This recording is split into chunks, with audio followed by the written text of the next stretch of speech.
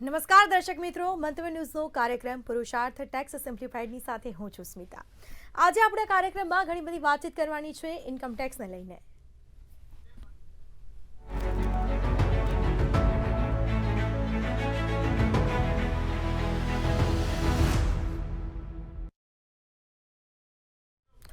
તો ખાસ આજે કાર્યક્રમ છે તેમાં ઇન્કમ ટેક્સને લઈને ઘણી બધી ચર્ચાઓ કરવાની છે, વાતચીત કરવાની છે ને આ ટેક્સને અને ઇન્કમ ટેક્સને લઈને જે ચર્ચાઓ કરવાની છે તેની માટે ખાસ નિષ્ણાંતોની જરૂર પડતી હોય છે.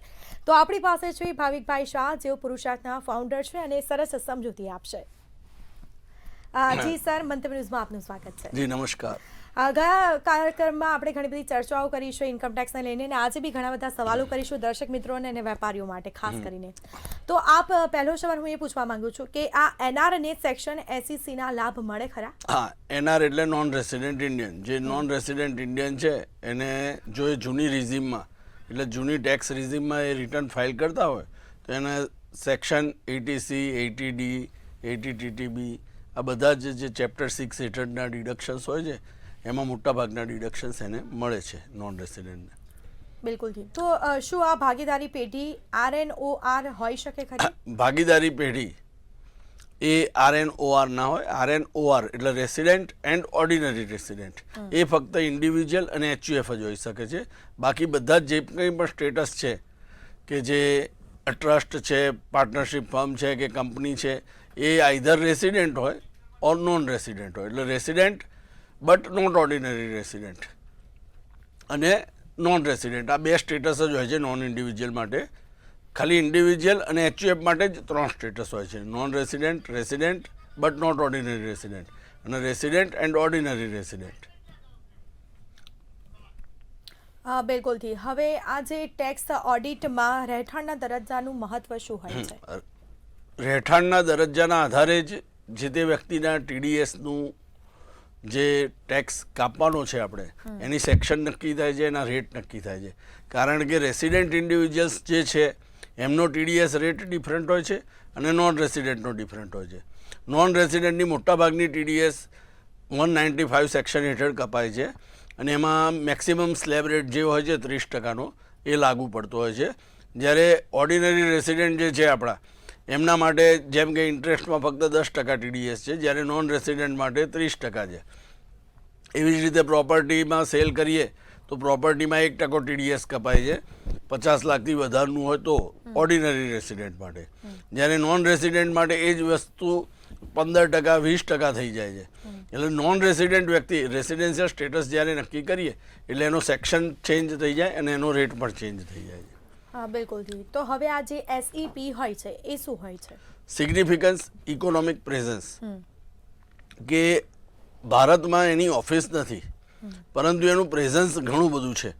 કે જ્યારે કોઈ પણ વ્યક્તિ, કોઈ પણ કંપની જે છે એ એનું અહીંયા આગળ 2.5 લાખ કરતાં 3 લાખ કરતાં વધારે યુઝર્સ હોય, જેમ કે ઇન્સ્ટાગ્રામ છે, ફેસબુક છે, આ બધી વસ્તુઓ કેવી છે કંપનીઓ કે ઓનલાઈન યુઝર્સ છે એની ઓફિસ ગમે ત્યાં હશે, અમેરિકામાં હશે, ઇન્ડિયામાં તો છે જ નહીં ઓફિસ ઇન્સ્ટાગ્રામની, ફેસબુકની, પણ એના યુઝર્સ અહીંયા આગળ છે. તેના યુઝર્સ એની જે નિર્દિષ્ટ સંખ્યા કરતાં વધી જાય છે તેવા કેસમાં એ રેસિડેન્ટ થશે કંપની. બિલકુલથી. હવે શું આ ભાડાની આવક જે હોય છે તેના ઉપર NRA ટેક્સ ભરવો પડતો હોય છે ખરા? ભાડાની આવક ઉપર નોન રેસિડેન્ટ ઇન્ડિયને ટેક્સ ભરવો પડે એ ત્યારે જ જે મિલકત ઉપર ભાડું મળે છે એ મિલકત જો ઇન્ડિયામાં છે તો.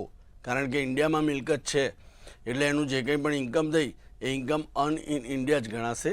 એટલા માટે નોન રેસિડેન્ટ ઇન્ડિયને પણ એના માટે ટેક્સ ભરવો જ પડશે. બિલકુલથી. હવે આ જે વિદેશમાં મળેલો ડિવિડન્ડ ROR માટે ટેક્સ પાત્ર હોય છે ખરા? વિદેશમાં જે કંઈ પણ ડિવિડન્ડ મળે છે એ રેસિડેન્ટ એન્ડ ઓર્ડિનરી રેસિડેન્ટ એના માટે ગ્લોબલ ટેક્સેબલ છે, ગ્લોબલ ઇન્કમ. એટલે એણે વિદેશમાં પણ કંપની છે, વિદેશમાં એનું ડીમેટ એકાઉન્ટ છે, એના શેર્સ ત્યાં જ છે, ત્યાં જ બેંક એકાઉન્ટમાં જમા થાય છે, ભલે ઇન્ડિયામાં નથી લાવતો છતાં પણ એની ઉપર અહીંયા ઇન્ડિયામાં એને ટેક્સ ભરવો પડશે. બિલકુલથી. તો હવે આ જે કલમ 6 જે છે એ શું છે?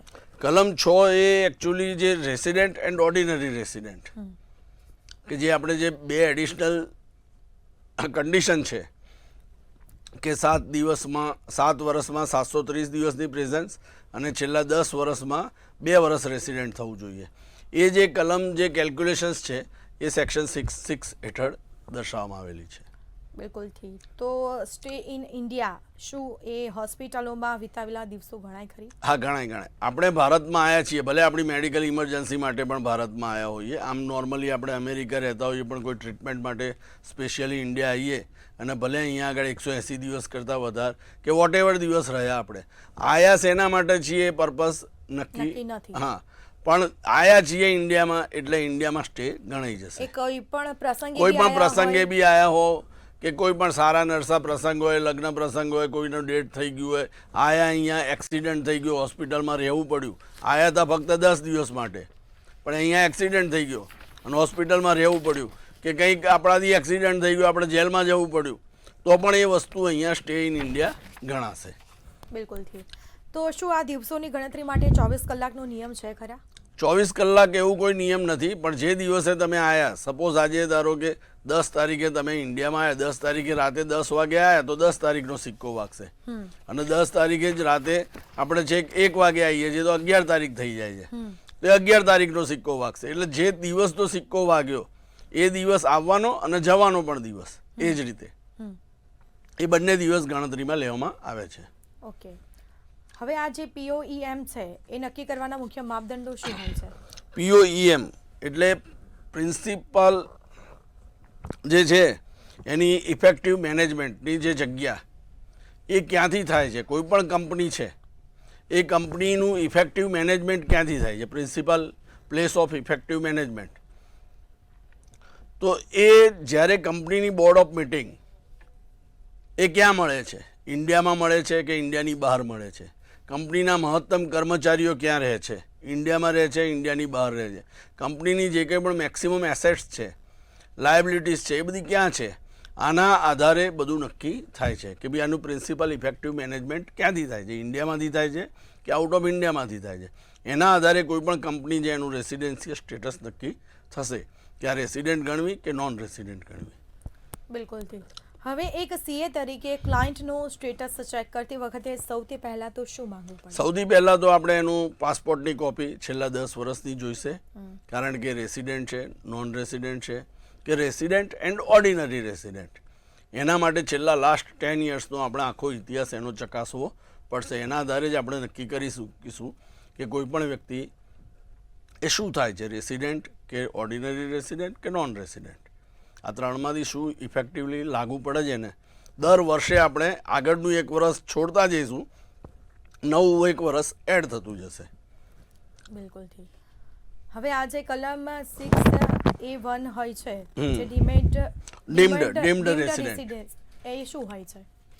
હવે આ 6(1) હેઠળ ડીમ્ડ રેસિડેન્ટ એટલે એક પણ દિવસ ભારતમાં નથી રહી છતાં પણ એને રેસિડેન્ટ માનવામાં આવે. આમ તો રેસિડેન્ટ માટે કન્ડિશન શું છે કે ભાઈ 60 દિવસ રહેવું પડે, 182 દિવસ રહેવું પડે, પાછળના 4 વર્ષ આવી કોઈ પણ કન્ડિશન એ ફૂલફિલ નથી કરતી. એક પણ દિવસ પ્રીવિયસ યરમાં એક પણ દિવસ ભારતમાં નથી રહ્યા, 25-26માં આપણે એક પણ દિવસ ઇન્ડિયામાં નથી અને છતાં પણ આ વ્યક્તિને રેસિડેન્ટ માનવામાં આવશે. આવું ક્યારે બને કે જ્યારે એ વ્યક્તિ પોતે ટેક્સ હેવન કન્ટ્રીમાં, એટલે એવી કન્ટ્રીમાં કે જ્યાં ઇન્કમ ટેક્સ લાગુ નથી પડતો, જેમ કે દુબઈ.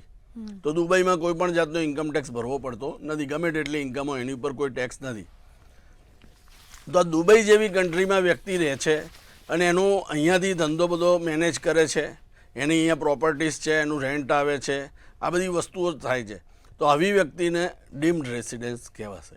કોઈ વ્યક્તિ ન્યૂયોર્કમાં છે અને ત્યાંથી બધું અહીંયા મેનેજ કરે છે, તો ન્યૂયોર્ક અમેરિકામાં જે અમેરિકા ટેક્સ હેવન કન્ટ્રી નથી, ત્યાં ટેક્સ લાગુ પડે છે ઇન્કમ ટેક્સ, તો એ વ્યક્તિ ડીમ્ડ રેસિડેન્ટ નહીં થાય. ટેક્સ હેવન કન્ટ્રીમાં અને પોતે પાછો ઇન્ડિયન સિટીઝન હોવો જોઈએ. આજે ઇન્ડિયન સિટીઝન એટલે શું કે ભાઈ આપણે ભારતમાં જન્મેલા હોઈએ કે ભારતના નાગરિક હોઈએ, આપણે સિટીઝનશીપ છોડી દીધી છે તો વસ્તુ અલગ છે, પણ ઇન્ડિયન સિટીઝનશીપ હોવી જોઈએ તો જ આ વસ્તુ ડીમ્ડ રેસિડેન્ટની કન્ડિશન લાગુ પડશે કે એક પણ દિવસ ભારતમાં રહ્યા નથી, આપણે ટેક્સ હેવન કન્ટ્રીમાં રહીએ છીએ, એટલા માટે આ કન્ડિશન લાગુ પડશે. પણ એ એક પણ દિવસ ભારતમાં ન રહ્યા હોય તો જ ને, ના કરો તો રહ્યા છે ધારો કે ભારતમાં ઓછા દિવસ રહ્યા છે તો પણ આ કન્ડિશન લાગુ પડશે, કારણ કે ટેક્સ હેવન કન્ટ્રીમાં છે. એક પણ દિવસ એટલે 0 દિવસની કન્ડિશન રાખી છે, પણ 0 દિવસ મતલબ કે 45 ડેઝ, 60 દિવસથી ઓછી છે કન્ડિશન, 58 દિવસ જ રહ્યા છે, પણ એ ક્યાં રહ્યા છે? દુબઈમાં રહે છે. તો એ ભલે નોન રેસિડેન્ટ નહીં ગણાય, રેસિડેન્ટ ગણાશે, કારણ કે આવા કેસમાં આ કન્ડિશન લાગુ પડશે કે 60 દિવસથી ઓછા દિવસ ભલે રહ્યા પણ ઇન્ડિયન સિટીઝન છે, ટેક્સ હેવન કન્ટ્રીમાં છે, તો એ 0 દિવસ માટે પણ એ થઈ ગયો રેસિડેન્ટ. સમજ્યા તમે? અધરવાઇઝ 60 દિવસ પૂરા કરવા પડે. અને હવે આ કલમ કોને લાગુ પડતી હોય? કાલમ એને જ લાગુ પડે જે ઇન્ડિયન સિટીઝન છે, 15 લાખ કરતાં એની વધારે આવક છે અને એ જે ટેક્સ હેવન કન્ટ્રીમાં છે ત્યાં એને ટેક્સ ભરવો પડતો નથી. એટલે એની જે કંઈ પણ ઇન્ડિયાની ઇન્કમ છે એ ટેક્સેબલ થઈ જશે. બિલકુલથી. હવે આપે જે ચર્ચાઓ કરી, પરંતુ એનું મુખ્ય કારણ આ નિયમ લાવવાનું શું છે?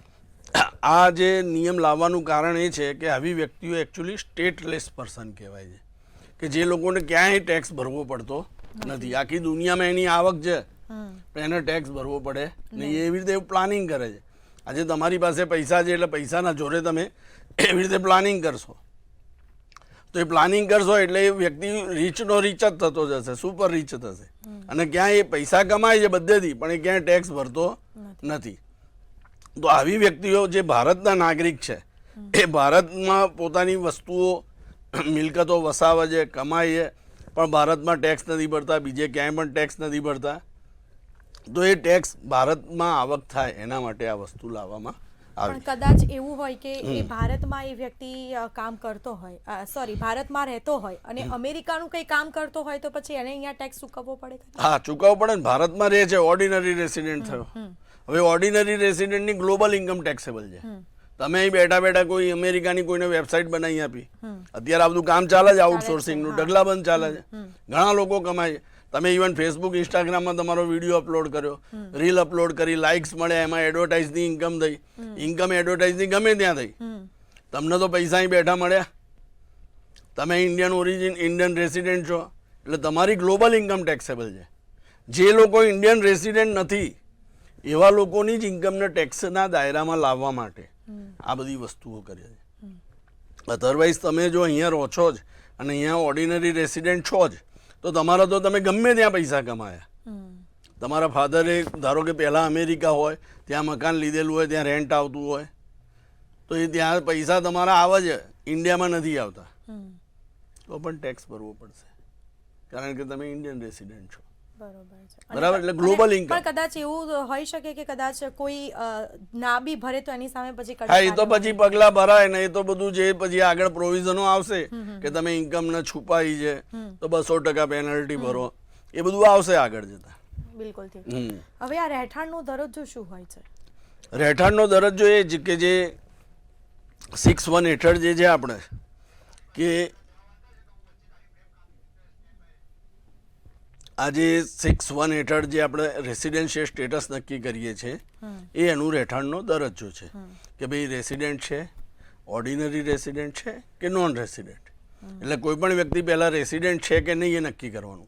જો એ રેસિડેન્ટ નથી થતો તો એ સીધો નોન રેસિડેન્ટ થઈ ગયો, અને જો એ રેસિડેન્ટ થયો તો એ પછી ઓર્ડિનરી રેસિડેન્ટ થયો છે કે નથી થતો, એના માટેની જે 2 કન્ડિશન છે એ આપણે ચેક કરવી પડે. તો આ જે વસ્તુ આખી પ્રોસેસ છે એને રહેઠાણનો દરજ્જો એટલે રેસિડેન્શિયલ સ્ટેટસ કહેવાય છે. એના કારણે એની જે કંઈ પણ ઇન્કમ છે એ ભારતમાં કમાઈ, ભારતની બહાર કમાયા કે deem to be accrue in India, આ બધી જે કેલ્ક્યુલેશન્સ છે કે ભાઈ તમારી આ જે ઇન્કમ થઈ એ ઇન્કમ તમારે ક્યાં ટેક્સ ભરવો પડશે એ નક્કી કરવા માટે આ વસ્તુ ખૂબ જ અગત્યની છે. બિલકુલ. હવે આ ટેક્સની અસર શું હોય છે? એની ટેક્સની અસર જે છે રેસિડેન્ટ એન્ડ ઓર્ડિનરી રેસિડેન્ટ, તો એના માટે મેં કીધું એમ કે ગ્લોબલ ઇન્કમ ટેક્સેબલ છે કે ગમે ત્યાં વ્યક્તિ કમાયું. રેસિડેન્ટ છે જે ફક્ત એની ફક્ત ભારતની જ આવક ટેક્સેબલ થશે કે જે ભારતમાં એ કમાય છે. કોઈ પણ વ્યક્તિ રેસિડેન્ટ થયો પણ નોટ ઓર્ડિનરી રેસિડેન્ટ છે કે જે આગળના 10 વર્ષમાંથી 2 વર્ષ રેસિડેન્ટ નથી થતો, 7 વર્ષમાં 730 દિવસ નથી રહ્યો, એટલે ઓનલી રેસિડેન્ટ છે, તો એ રેસિડેન્ટ માટે ખાલી એની ઇન્ડિયાની જ ઇન્કમ ટેક્સેબલ થશે.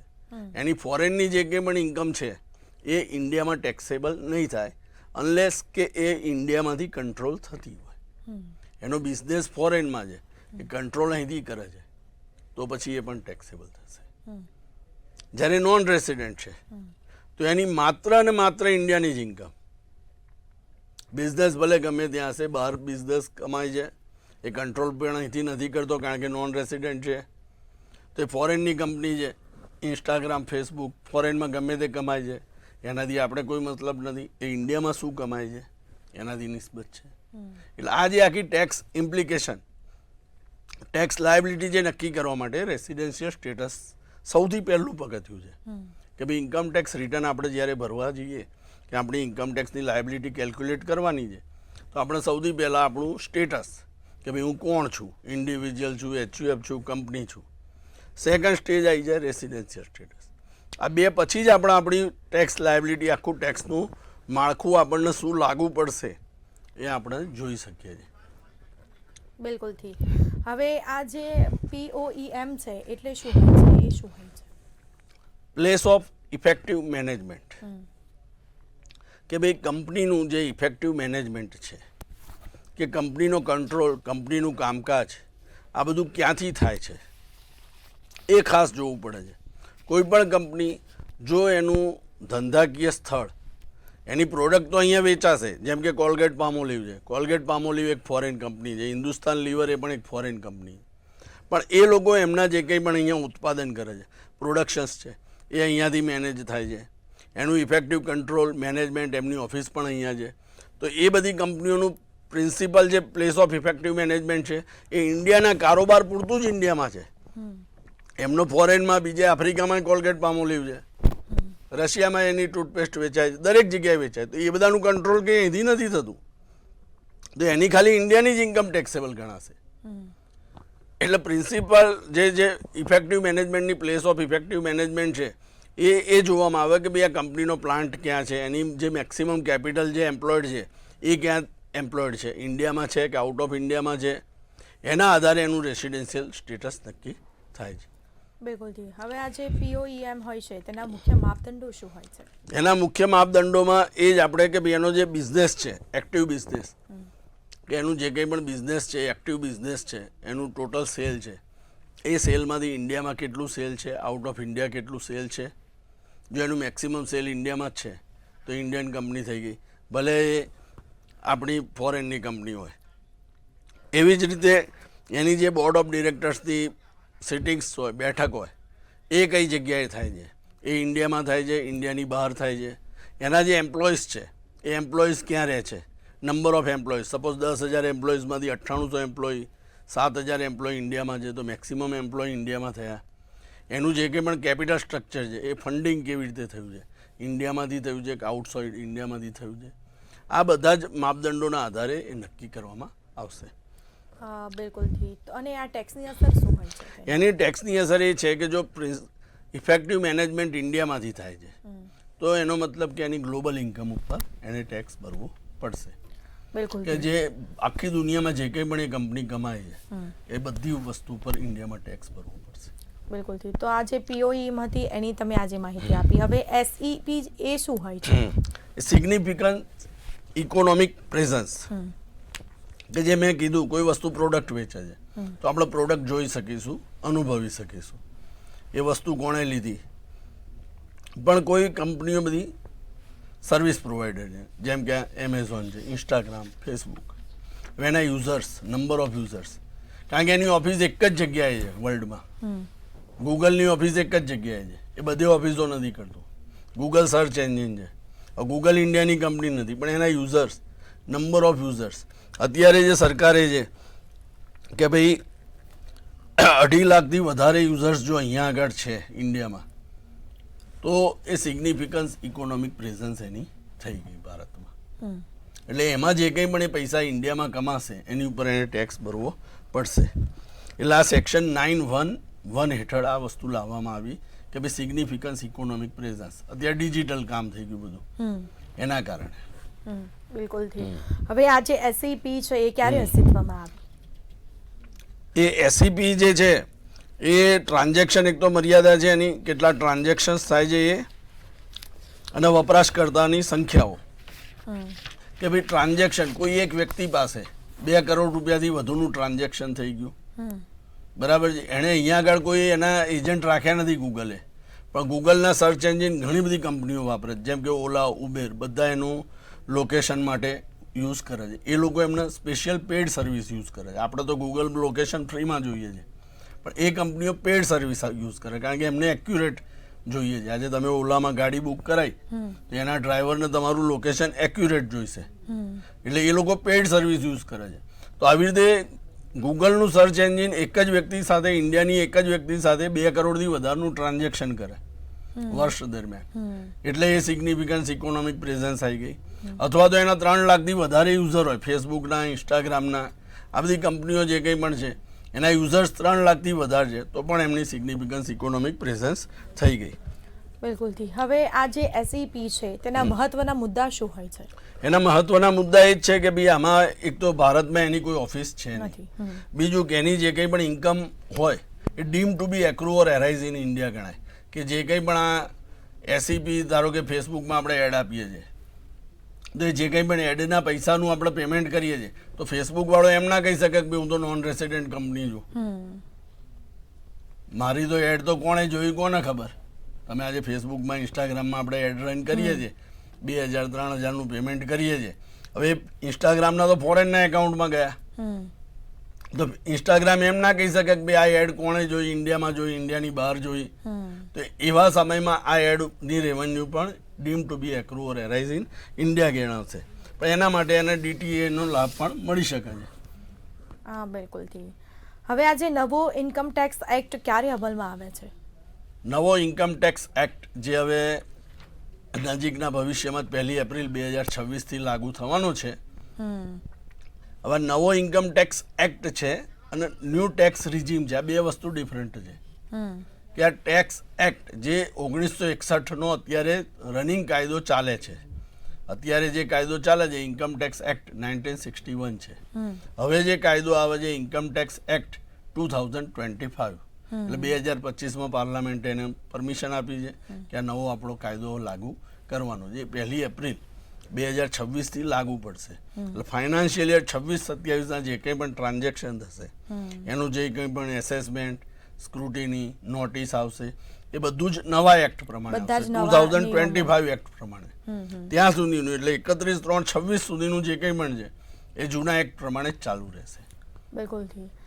તો આપણે જે આ ચર્ચાઓ કરી છે, હવે થોડી ઘણી અમારા દર્શક મિત્રોને અને વેપારીઓને ટિપ્સ આપી દો. એક દર્શક મિત્રોને ખાસ જણાવવાનું કે હવે જે નવો ઇન્કમ ટેક્સ એક્ટ આવી રહ્યો છે 2026 એટલે 2025 ઇન્કમ ટેક્સ એક્ટ 2025 જે 1 એપ્રિલ 2026થી અમલમાં મૂકી રહ્યા છે, એનો મતલબ એ નથી કે તમારો જૂનો કાયદો બંધ થઈ જશે કે અત્યારે આ 25-26 ફાઇનાન્શિયલના રિટર્ન એ પ્રમાણે ભરવાના છે. ફાઇનાન્શિયલ યર 25-26ના રિટર્ન તો ઇન્કમ ટેક્સ એક્ટ 1961 પ્રમાણે જ ભરવાના છે. જે નવો એક્ટ ચાલુ થાય છે એ નવા ફાઇનાન્શિયલ યરથી, એટલે ફાઇનાન્શિયલ યર 26-27થી લાગુ પડે છે. આ વસ્તુનું ખાસ ધ્યાન રાખવું. બિલકુલથી. તો અમારા દર્શક મિત્રોને સરસ માહિતી આપી ઇન્કમ ટેક્સને લઈને, અને આ જે નવા નિયમો હવે આવવાના છે તેની પણ આપણે હજી ચર્ચા કરવાની બાકી છે, તે બદલ આપનો ખૂબ ખૂબ આભાર. તો આ જે ટેક્સ સિમ્પ્લિફાઈડ કાર્યક્રમ છે તેમાં ઇન્કમ ટેક્સને લઈને આજે ઘણી બધી ચર્ચાઓ કરી છે. હજી બી ઘણા બધા એવા સવાલો છે જે મૂંઝવણમાં, તેનો સરળ શબ્દોમાં અને સરળ ભાષામાં અમે સમજાવીશું, અને ખાસ કરીને નવા મુદ્દા સાથે મળીશું. મને રજા આપશો. નમસ્કાર.